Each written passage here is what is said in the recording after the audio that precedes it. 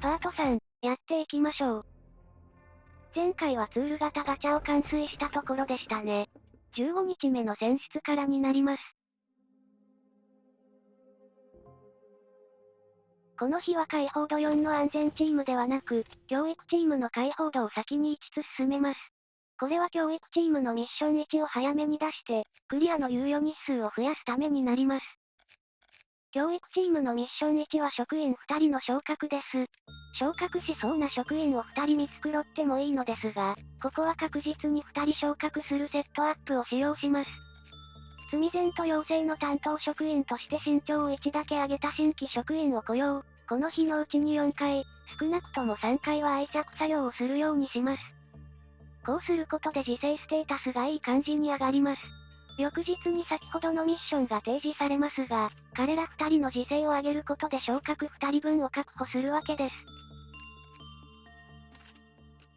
職員には各ステータスのランクとは別に職員ランクが設定されており、全ステータスの和が6以上で職員ランク2となります。身長だけ2にした職員の自制を2にすることで職員ランク上昇を2人確保する予定です。自制ランク2の加減は自制ステータス30、初期ステータスは15、20であり、1回の作業で2、3のステータスを得ることができます。つまり、少なくとも8回ほど作業を行えば自制ランクが2に上がり、職員ランク2への昇格をすることができることになります。とはいえ職員の成長に関しては予定通りことが進まないことも多く、予備として1日でも早めにミッションを進めたいところです。それ以外はいつもと変わりありません。というわけでこの日のゲスト、新田長の葬儀について紹介でもしましょう。彼は序盤において、1脱走しても弱い、2正義育成に最適、3装備も強い、の3点揃った素晴らしいお方です。20化までに引けたらほぼ迷うことなく選出するアブノーマリティの一つになります。脱走用と正義育成用が引けている場合、レティシアや女王蜂と迷うくらいでしょうか。彼と前回引いたマダン兄貴は後半まで非常にお世話になります。上げにくい正義ランクを直通で5まで上げてくれるので後半の新人研修担当です。ここら辺からは黎明の試練程度なら安全に対処できるので、早めに対処してエネルギーの肥やしにします。代々の黎明の場合はマダンで一撃なので、うまいこと活用するといいでしょう。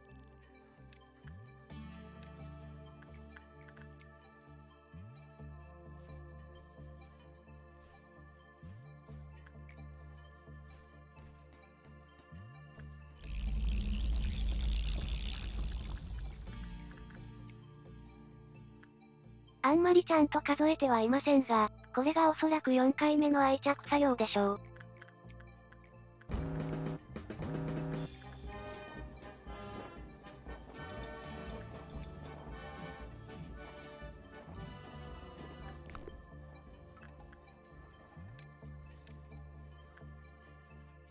15日目、作業完了です。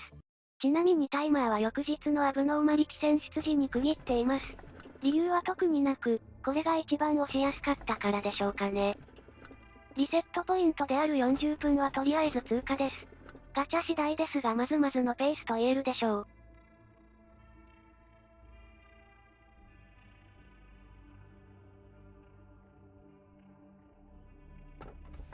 めちゃくちゃ迷った結果この日は銀河の子を選択。審判長がとても魅力的でしたがまだ青耐性が足りないと考えたので避けました。このレグで序盤のアレフ装備はとても貴重なので審判長の方が良かったかもしれません。部門選択は昨日残しておいた安全チームを完全に解放します。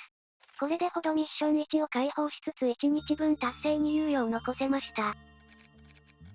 昨日愛着作業で育成した2人の自制を確認しつつ愛着作業をさせます。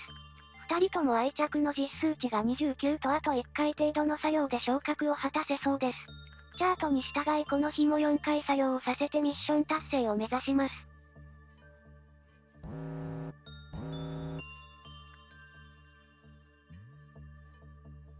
前回の終わりに紹介したガチャの確率ですが、実は計算ミスがありました。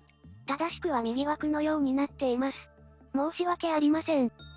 この確率で再走というわけでもなく、何度かガチャを引けることを考えると、やはりお買い得なチャートではないでしょうか。皆さんもぜひトライしてみましょう。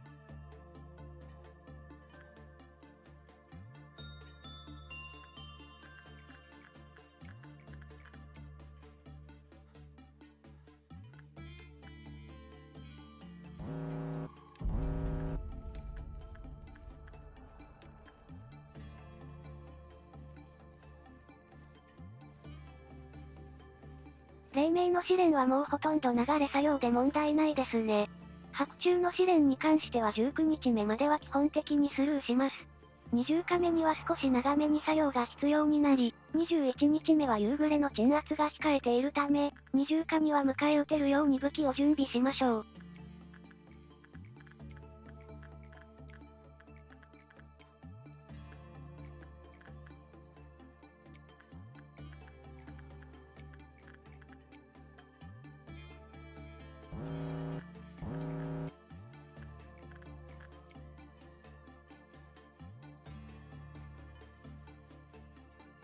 16日目、作業完了です。ほどミッション1がしっかりクリアされていることを確認しましょう。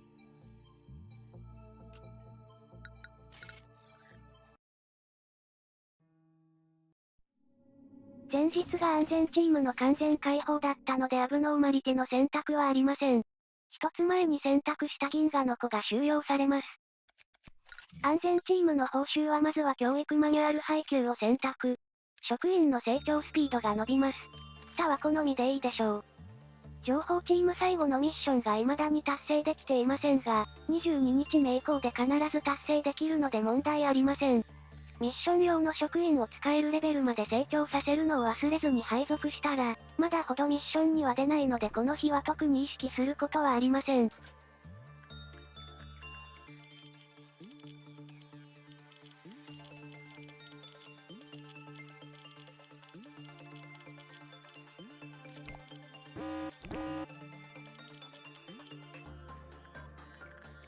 どうして等速にする必要があるんですか？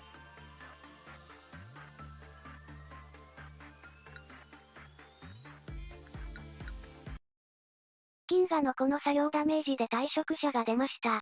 友達の証をもらうまではダメージがバカにならないので黒耐性か HPMP を上げて作業させましょう。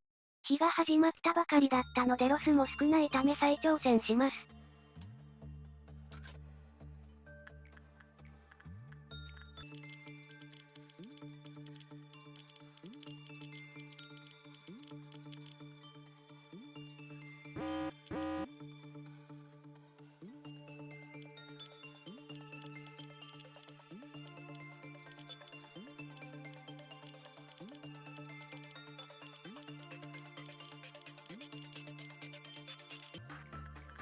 だからどうして等速にする必要があるんですか？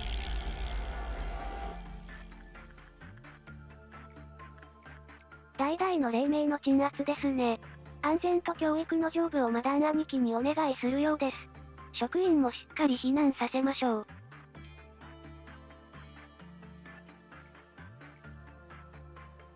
ここで殺人者作業明けの職員が廊下に登場。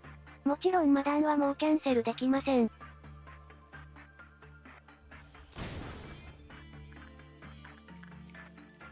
こういうこともよくあります。もう半分以上エネルギーは集まっていますし、切り替えていきましょう。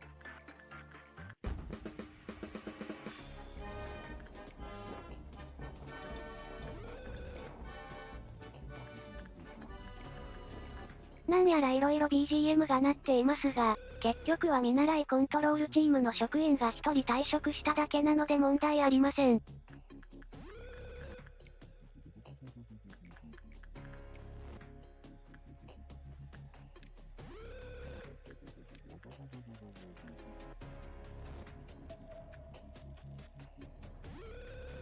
17日目も無事終了です。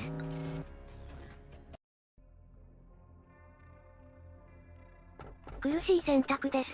75番笑う死体の山は処刑弾入手前にはなるべく入れたくありません。かといって110番も同じ習性があります。66番は事故が発生しやすいので避けたいところ。ここは脱走時の対処のしやすさから不運走を選択しました。ほどミッションには職員をランク4以上に昇進です。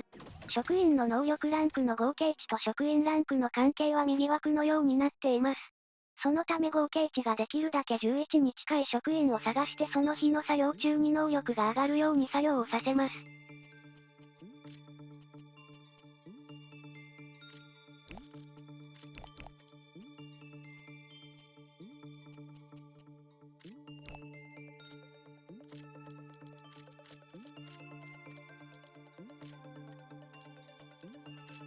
不運像は10名の職員が死亡するとクリフォトカウンターが1減少します。カウンターは3なので30人で脱走です。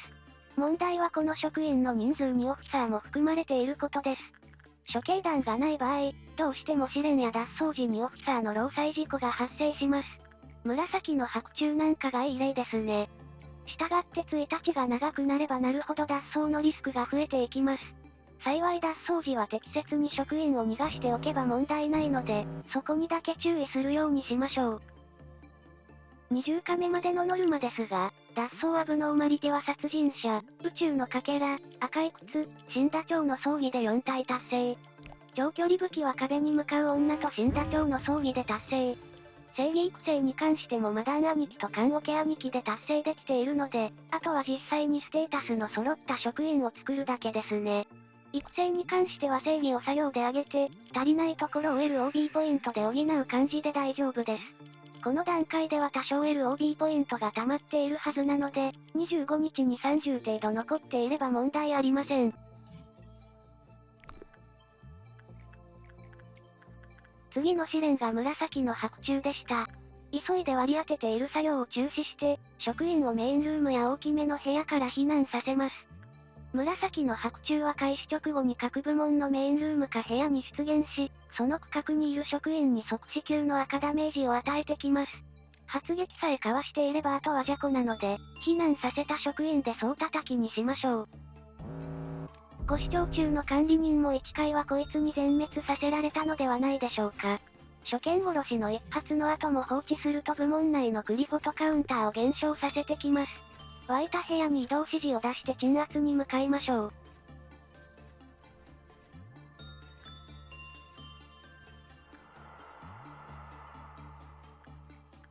ノルマは達成していますが、職員育成のために少し残業を選択したようです。残業の際の能力上昇は LOB ポイントに換算できるため、タイムと LOB ポイントは10日です。この塩梅は経験としか言いようがないかもしれません。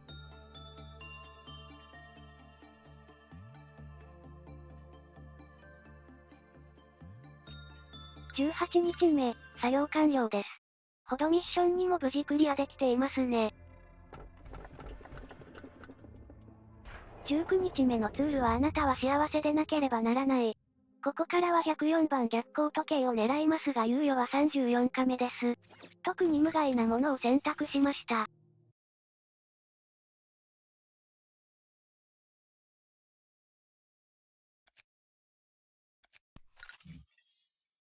ほどミッション3は別々のアブノーマリティを4回鎮圧。これは21日目がリミットです。マルクと4、暴走作業8回のリミットは20カメですので、これをやる日に一緒にやるのがいいでしょう。今回はマルクとミッション4を20カに、ほどミッション3を21日目に行います。理由は赤い靴の鎮圧がオフィサーか生贄を用意する必要があり面倒なので、ギリギリの21日目の選出で楽なのを粘ることにしたからだったと思います。というわけでこの日もただエネルギーを集めるだけになります。加速ばかりで申し訳ありません。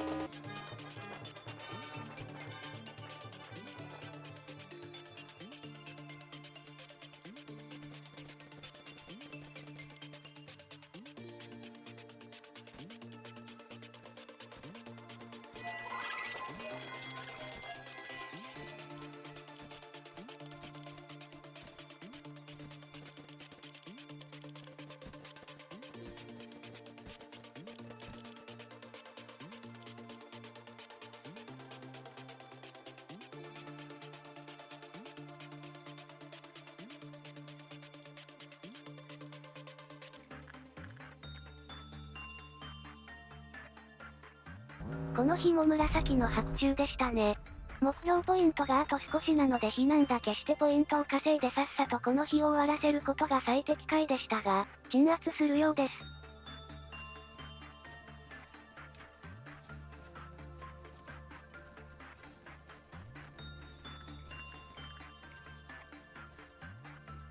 職員が無事なら問題ありません。